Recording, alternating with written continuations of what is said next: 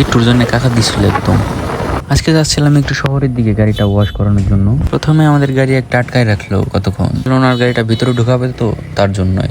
যখনই আমি আগাবো অটোটা এসে ঢুকাই দেয়। না আমরা রাগ তো করি নাই, কিন্তু মানে এখানে দোষও কারোই না, মানে উনিও যায় আমিও যাই। ভাই উনি ওনার বাম সাইডে চাপ দিয়েছে, আমি তো সোজা যাইতে চাইছিলাম একদম উনির সামনে, আরেকটু হলে হয়েছিল এই কাম।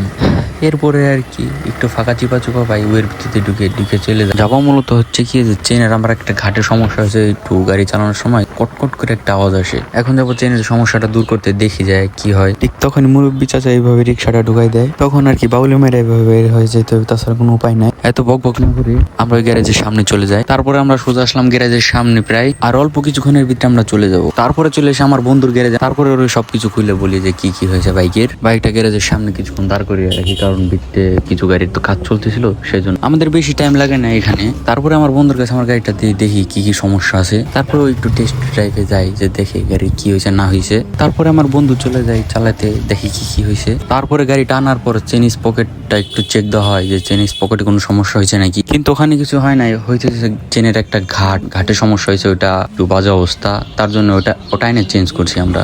বাইকের চেন সারার পরে আমরা যাই দেখি আওয়াজ আসে কিনা আগের মতো সেই আওয়াজটা। আলহামদুলিল্লাহ গাড়ি এখন ভালো পারফরমেন্স করতেছে, ওই চেনের সেই আওয়াজটা আসতেছিল না। গাড়ির সবকিছু কমপ্লিট করার পর আমার বন্ধু গাড়িটা চালাচ্ছিল।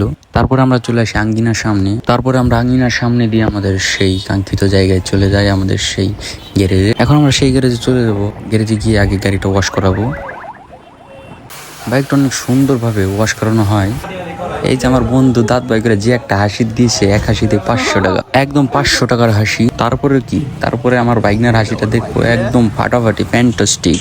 আমার বন্ধু এখন বয়ানবাজি করতেছে 1,80,000 গাড়ির দাম হয়ে গেছে এখন, পুরান গাড়ি। আসলে একেবারে পুরান না, 24 সালের গাড়ি, 24-এর মডেল। তারপরে বাইকের একটা সিনেমাটিক শুট নেই, আপনারা বলবেন কেমন হয়েছে।